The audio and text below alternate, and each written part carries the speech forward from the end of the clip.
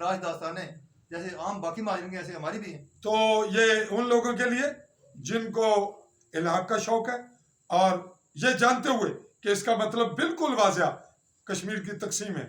ہم کسی کو یہاں لیکچر نہیں دے رہے، حقائق بیان کرنا ایک صحافی کا حق ہے. تاریخ کو مسخ کوئی بھی نہیں کر سکتا، جو کرتا ہے وہ اپنے آپ کو مسخ کرتا ہے. بات کو ہم کسی آئیڈیالوجی کے تحت نہیں کر رہے لیکن ذکر کرتے چلتے ہیں. تو آپ یہ بتائیے گا کہ آپ کے بڑوں سے جو کچھ آپ نے دیکھا سنا اور آپ نے جو آبزرو کیا، وہ 1947 کا جو کشمیر میں معاملہ ہوا جموں کشمیر میں، اس کو آپ کے بڑے اور آپ غدر کہیں گے یا جنگ آزادی کہیں گے؟